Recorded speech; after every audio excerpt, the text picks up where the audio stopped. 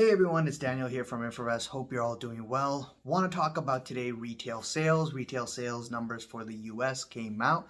The month over month headline number, if I just take a look here on my charts, the numbers come out at 1.3% versus the 1%, which is 1% is the expected, actual is 1.3%.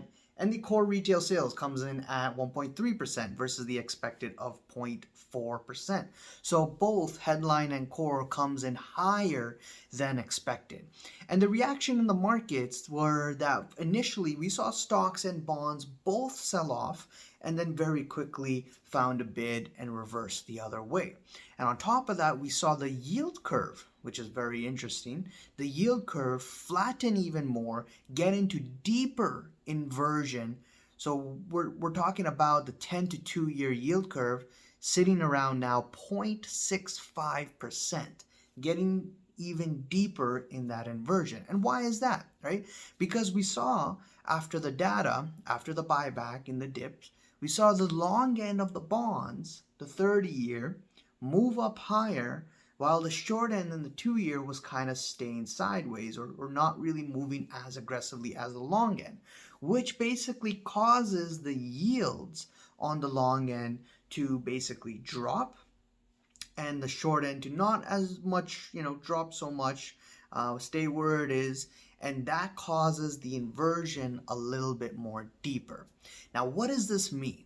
Right? If you don't get yield curves, you don't get bonds, you don't get inversions, no problem. I'm going to explain it in simple, hopefully in layman terms of what it means. So when you see this deepening of inversion after a data like this, basically signals to me and tells me that if retail sales is strong, tells you that consumer spending is strong, that can definitely keep inflation higher up, and would mean that rates need to either move up or stay higher for a long period of time, which makes sense, which is what I've been saying for a very long time. If you want to watch the other videos, I talked about the Fed pivot and whatnot. You can take a look at that in my previous videos. I basically talk about that I don't agree with the markets, and especially the equity markets, who are trying to price in this Fed pivot and are on optimism or high off of the idea that this Fed pivot is coming in.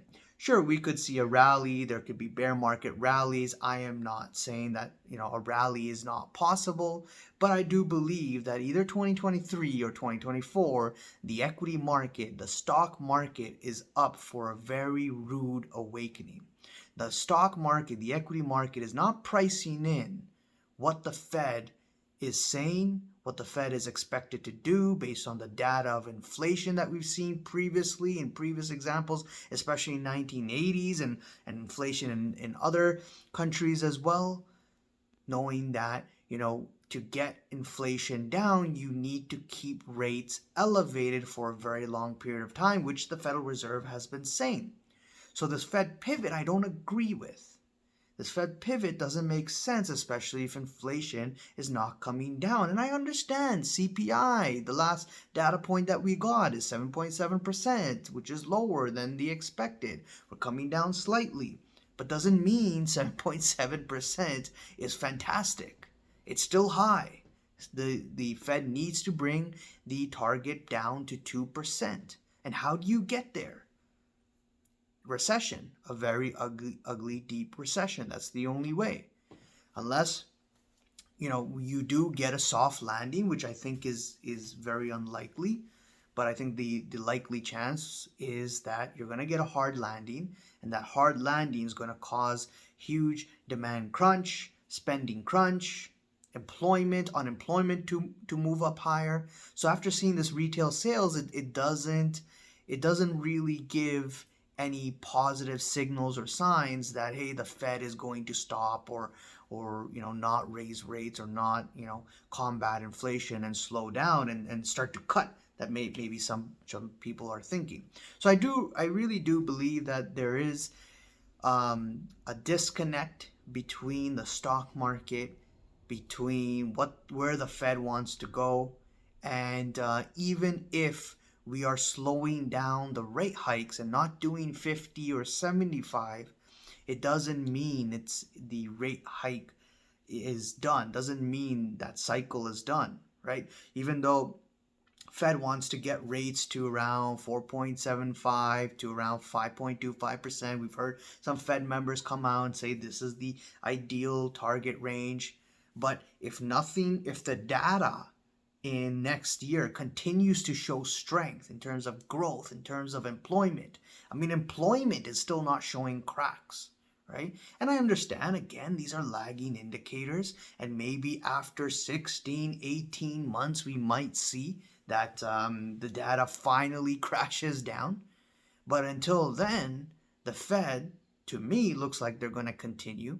And to me, if the data continues to be stronger and stronger, and even if the earnings as well for a lot of companies for the next quarter, next year, is not as bad as expected, then it gives the Fed the ammunition to continue with its rate hike.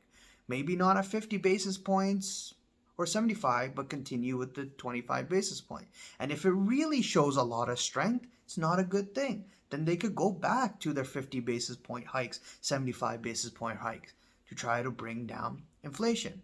And a lot of economists out there say that in order to bring inflation down, you need to bring the interest rates above the inflation rate. So what does that mean? If we're expecting 4.75 to 5.25%, does that mean we need to get interest rates to 8%?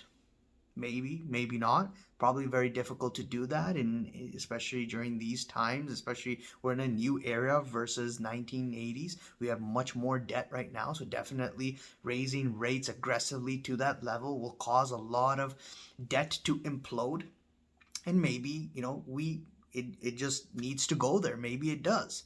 Maybe it doesn't. I don't know, right?